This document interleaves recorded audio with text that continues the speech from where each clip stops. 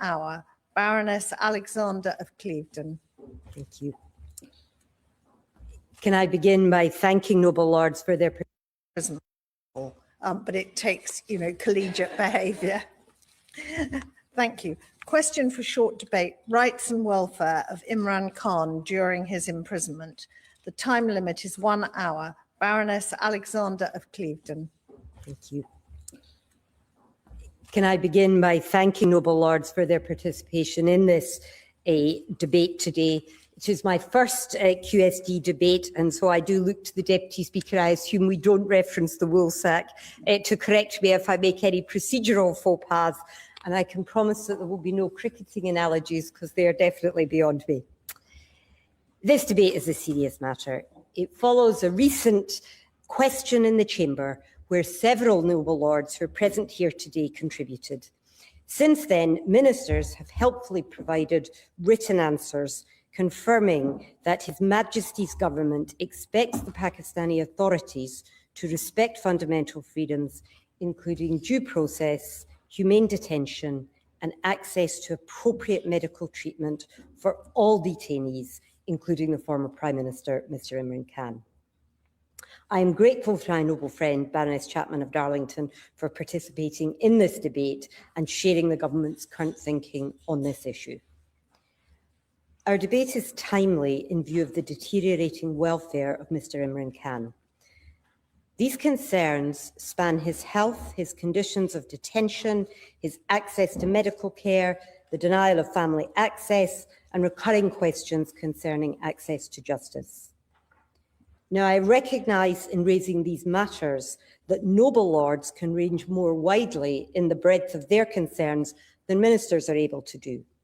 For example, ministers have confirmed in their recent answers that they wouldn't advocate for specific medical arrangements for an individual prisoner, however distinguished they might be in another jurisdiction. However, this debate allows the airing of overlapping concerns that span health, welfare, access to justice, and the relationship of those concerns to universal principles concerning human rights, due process, and democratic concerns. Other more expert Noble Lords may comment on the wider context, but I simply want to note that in any country, the recurring incarceration of political opponents generally damages rather than advances the cause of democracy. And so this debate is not to endorse any one politician's programme or their past record. Mr. Imran Khan, like every politician, past, present and future, has made mistakes. But this is about making our voice heard around the concerns that have been raised. In 2024, Amnesty International, reviewing Imran Khan's conviction and sentencing, found several fair trial violations which had resulted in arbitrary detention and denying his right to liberty.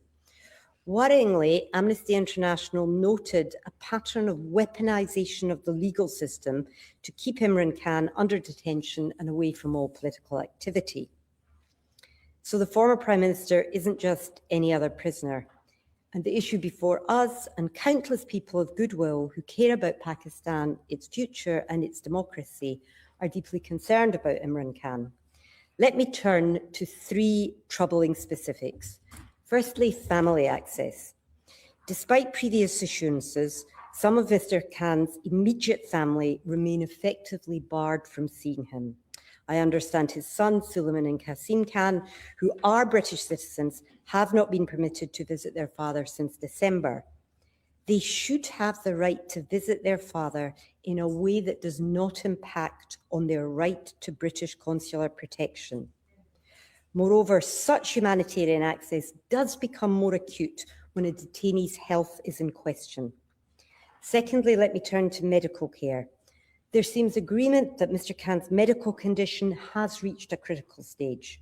I understand that the Islamabad High Court recently formed a medical board to oversee his treatment, but rejected the request to include his personal physicians.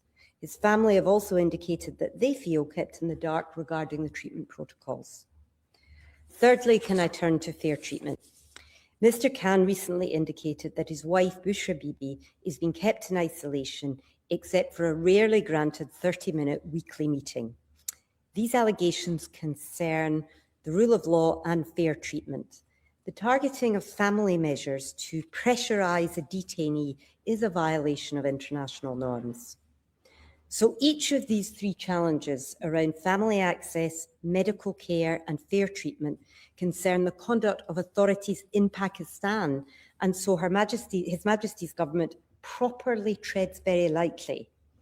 Can I therefore turn my remarks to the Minister? On the 25th of February, Baroness Chapman very helpfully confirmed to Lord Goldsmith that the UK consistently advocates for family access. That is very welcome. However, given the continuing obstacles surrounding access and the ongoing concerns about the former PM's welfare, can I ask the Minister if she could help secure a meeting with the relevant FCDO Minister, Hamish Faulkner, for a small cross-party delegation of peers to explore humanitarian access for Imran Khan's sons to help secure the visas that would allow for full diplomatic protection so they can visit their father without risking their safety. The Minister will also be aware of the concerns surrounding the detention of other current and former politicians. So we look forward to learning how His Majesty's government can best support demonstrable improvements in human rights, specifically the humane treatment of political detainees, their access to legal counsel, and the importance of not pressurising family members. Now, time does not permit me to dwell on, or at least not dwell for long, on Britain's shared history with Pakistan, its geopolitical importance, and the hopeful aspirations of its young people. I have observed all of these on my own visits to the country to deepen educational links and also through my work with the British Council. Pakistan is a valued member of the Commonwealth, an important trading and security partner. It is a nation which is navigating the rising aspirations of many alongside a recently rising poverty rate. It's a country that experiences the impact of climate change alongside border conflicts, and it wrestles with the balance between military power and their control by civilian authorities in democratic systems. The consequence of all these forces resonate globally, and we have a shared interest in lasting stability, prosperity, and cooperation. Finally, every participant in this debate is aware that the United Kingdom has very deep people-to-people ties with Pakistan. Britain is enriched by 1.5 million British Pakistanis, friends and neighbours, many of whom take a close interest in these matters. We all share an interest in Pakistan's future, the welfare of its citizens, and the upholding of democratic and judicial norms. So the ask today is simple: for the British government to use its undoubted influence where it can to uphold the principles that this country holds dear of fairness, justice, and compassion. Thank you. My Lords, may I firstly thank the noble Lady Baroness Alexander for introducing this debate and also the manner with which she did. And I think the sentiment she's expressed and the call she's made is something all participating in this debate will align with. My guiding principle will be justice and complete impartiality. And I'm sure with your support and cooperation, I look forward to Pakistan being one of the greatest nations of the world. The words of Muhammad Ali Jinnah, the Qaid-e-Azam. So we rise today and take part in this debate with a deep sense of concern, a concern regarding the continued detention of former Prime Minister Imran Khan, a figure who, irrespective of political persuasion, remains entitled, like every citizen of Pakistan, to the protections of the law, to the dignity afforded to every citizen under Pakistan's constitutional framework. This, as has already been said, is not a matter of politics. It's a matter of principle. It is about whether the justice envisioned by the Qaid-e-Azam, Muhammad Ali Jinnah, rooted in fairness, compassion, and the rule of law, should be rightly that factor and those factors that continue to guide the Republic of Pakistan. My Lords, having served as the UK Foreign Minister of State with responsibility for our relationship with Pakistan, I dealt with all political parties and indeed directly with Prime Minister the former Prime Minister Imran Khan during his tenure as Prime Minister, and indeed with the current Prime Minister of Pakistan, Shehbaz Sharif. They will both, I'm sure, recall, as I do, that whatever the issues, albeit of deep concern, no matter how difficult they were, we would engage in a manner which, despite differing views and positions, were rooted in mutual respect. And with these sentiments in mind, I wish to make three clear and what I regard reasonable calls grounded firmly in Pakistan's own constitution and legal traditions. Firstly, the immediate provision of specialist medical attention. Article 9 of the Constitution of Pakistan guarantees the right to life and liberty. The courts of Pakistan, as we've heard from the noble lady, Baroness Alexandra, have repeatedly interpreted this to include the right to health and access to medical care. Where a detainee's health is in question, the responsibility of the state is not discretionary, it is absolute. Ensuring that Mr. Khan receives independent specialist medical assessment, including with a professional medical practitioner of his choice, is not an act of concession, it's a constitutional obligation. Secondly, as I called for in the question in the main chamber, full and humane access to his family, specifically the granting of visas to both his sons, both British citizens, Qasim and Suleiman. Article 14 of the same Constitution of Pakistan affirms the inviolability of the dignity of man and the privacy of the home. Family contact is not merely an emotional consideration, it is intrinsic to human dignity and recognized in both domestic jurisprudence and international rights, to which Pakistan itself is party. Denying access to close family members, particularly in times of vulnerability, as is the case now, risks undermining the very dignity the Constitution seeks to protect. Facilitating visas for his son, in my view, is simple, humane, and a lawful step. And thirdly, I call for his transfer under the conditions to house detention. Pakistan's legal framework, including provisions within its criminal procedure, allow for alternatives to incarceration where circumstances justify it, particularly where the health, security, or broader public considerations are at play. House detention would ensure that legal processes are held whilst mitigating concerns around welfare, transparency, and proportionality. It is a measured and lawful course consistent with both precedent and principle. My Lords, alongside these calls, I turn directly to the role of His Majesty's government and to the noble Baroness, the Minister. I ask her this, that would she also take forward, in addition to the request made by the noble lady Baroness Alexandra, to ask the Foreign Secretary directly to use her full weight of office to facilitate access, particularly in supporting the granting of visas and ensuring appropriate consular and diplomatic engagement on humanitarian grounds. I would add, this is not without precedent. The UK FCDO has, in numerous instances, indeed I have directly engaged robustly where there are concerns about the welfare and rights of detainees overseas, advocating for medical access, family visitation rights, and due process. Whether in cases involving British nationals or broader human rights concerns, ministers have rightly raised individual cases directly with foreign governments, underscoring the humanitarian considerations sit firmly within the remit of the Foreign Secretary. Indeed, successive Foreign Secretaries have intervened quietly but effectively. That's the British way, where questions of health, dignity, and access arise.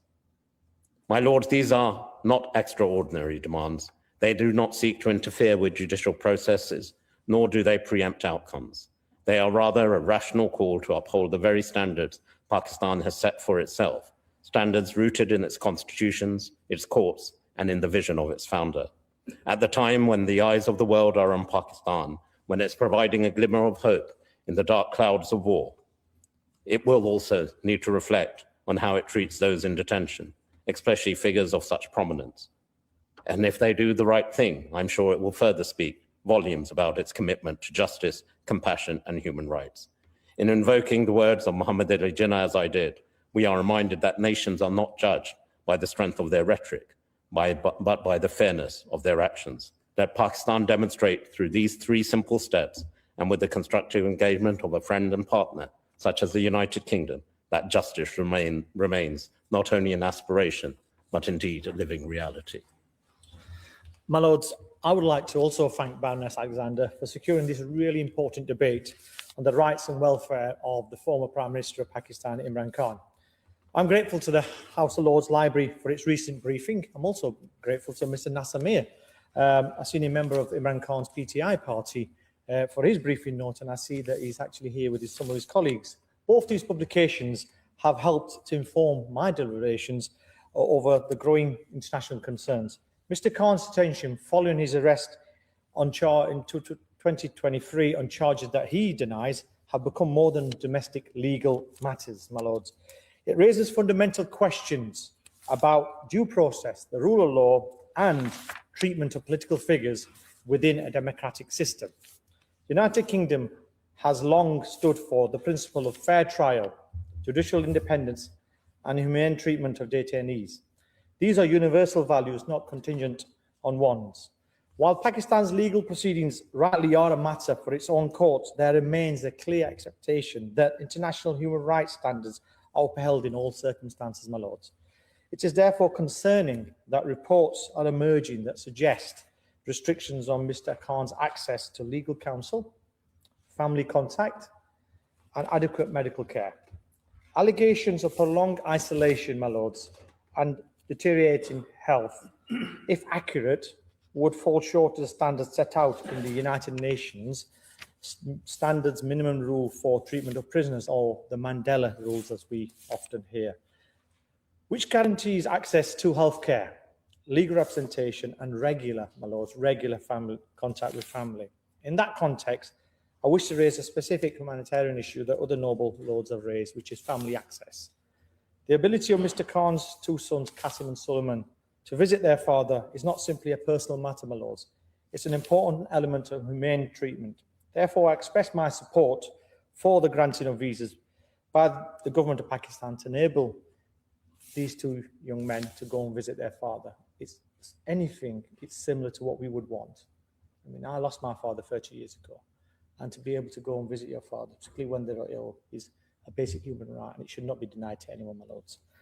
Allowing this, therefore, like I said, I express the support of this government to impress upon the government of Pakistan, because allowing this will demonstrate compassion and commitment to basic international norms governing treatment of prisoners. My lords, this case does not stand alone. I wish to express concern regarding the continued detention of former Foreign Minister Shah Mahmood Qureshi, a senior political figure. His imprisonment, similar to Imran Khan, raises questions about transparency, due process and the consistent application of justice. Beyond these high-profile cases, there are also troubling reports, my lords, about what has been described as transnational repression. This includes allegations that relatives of overseas critics of the government of Pakistan have been subject to detention, harassment or intimidation by the security forces of Pakistan. If substantiated, these practices would represent a deeply concerning extension, my lords, of pressure beyond borders and undermines fundamental freedoms. These issues speak not only to individual cases, but a wider confidence in democratic institutions. This debate is not about interference in the sovereign affairs of another state. Rather, it's about ensuring that our foreign policy reflects our enduring commitment to human rights and the rule of law. The United Kingdom has engaged with the government of Pakistan on these matters, but it's right that we continue to do so clearly and consistently. The imprisonment of prominent political figures carries broader implications. Where there is a perception, rightly or wrongly, of political motivation or selective justice, public trust in democratic processes can be eroded. This makes it more important that legal proceedings are transparent, fair and seen to be so, my lords. My lords, I suggest to His Majesty's government continues to pursue three key priorities. One, sustain diplomatic engagement with Pakistan on due process and detainee welfare. Support for credible monitoring to ensure accurate information about conditions of detention. And third, a clear reaffirmation of United Kingdom's commitment to democratic principles and human rights. I wish to align myself with the remarks made by the Noble Baroness Alexander and to support her call for further engagement at ministerial level or Secretary of State level, as Lord Ahmed has suggested. In particular, I support the proposal for a small group of cross-party delegation of peers to meet with the relevant foreign Commonwealth and Development Office Minister. In closing, my Lords, this House has a long tradition of upholding fundamental standards, not by dictating outcomes, but by advocating principles. The treatment of any detainee must meet these standards, regardless of status or circumstances, my Lords. Let us therefore send a clear message that the United Kingdom will continue to support the protection of fundamental rights, the integrity of legal process, and the dignity of all individuals, my Lords. My Lords, I thank my noble friend, Baroness Alexander Clevedon, for securing this important debate. I never had the honour of meeting Imran Khan, but like millions of other cricket fans, I'm so grateful for the pleasure that he has given us over so many years. Ever since independence, Pakistan has sought to embrace democracy, but military chiefs have always lurked in the background. No Prime Minister has completed a full 5-year term in office. This democratic deficit has had a negative effect on its economy, social stability, foreign investment, standard of living, and security. Khan sought to turn the leaf and make a new start. He became Prime Minister in 2018 with support from the military chiefs. This was effectively a power-sharing agreement. The relationship with the military subsequently soured. In 2020, he was removed with a no confidence vote in Parliament, which many say was orchestrated by the military chiefs. In 2023, he was charged with corruption, treason, and illegal marriage. He has denied all such charges. On several occasions, Pakistan's High Court acquitted Khan.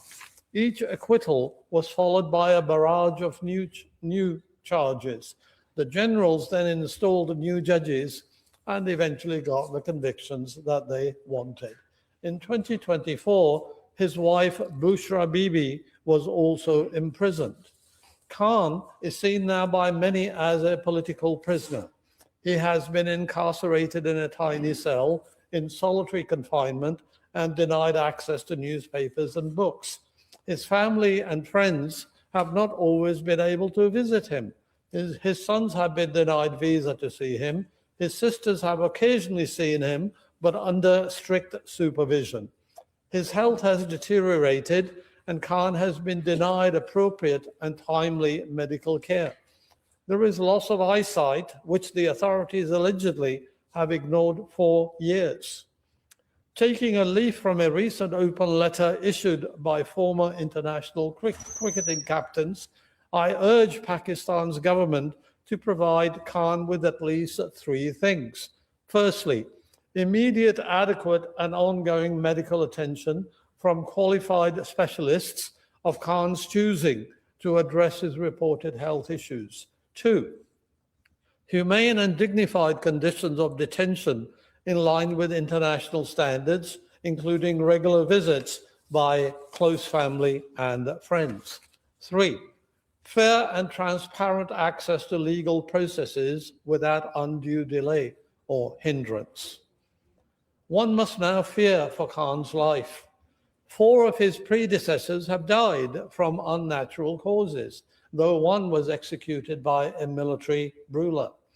Humane treatment of Khan can start a new chapter of reconciliation, peace, compassion, and freedoms in Pakistan. It can end the vicious cycle where one set of rulers seeks revenge on the previous ones. This would really help to facilitate economic and social development. The UK government prides itself as champion of democracy and human rights and has condemned political imprisonments in China, Iran, Russia, North Korea, and elsewhere. However, its response to Khan's imprisonment has been muted. It needs to rise above the weight of arms and trade deals. Pakistan is a member of the Commonwealth and receives financial aid from the UK. It is a member of the United Nations and its Human Rights Council. The UK government must use these and other platforms to urge the Pakistani authorities to treat Khan with dignity and compassion. He is now old, sick, and frail, and should be allowed to spend what is left of his life with his family and friends. Thank you. My Lords, may I also thank Baroness Alexander for securing this debate. My Lords, as many of you are aware, that I was born in Pakistan. I have lived most of my life here in the UK. But I still have strong family connections in Pakistan, and I like Pakistan. I keep going back and forth to see my relatives very frequently. And during my visits, I have the opportunity of meeting politicians from all different political persuasions in that country. But when it comes to internal politics of Pakistan, I always stay neutral. My aim has always been to do everything that I can to strengthen the historical relations between Britain and Pakistan. From the early days, Pakistan has faced enormous internal challenges, including large-scale migration, poverty, floods, earthquakes, terrorism, corruption, and externally, 3 wars and many battles and ongoing hostilities on its eastern borders with India, and never-ending instability and wars in its west, in Afghanistan.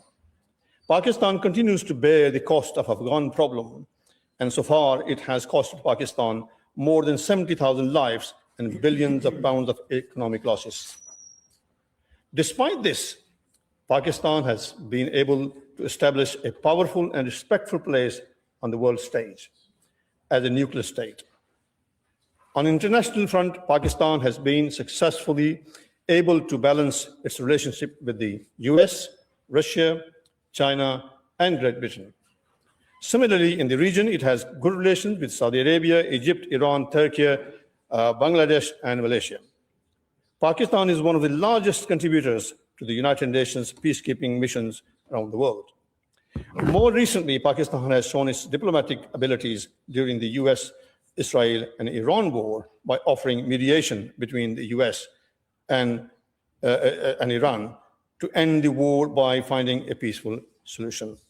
I sincerely hope, my Lords, these efforts may bring an end to this deadly war in the Middle East that is affecting the whole world.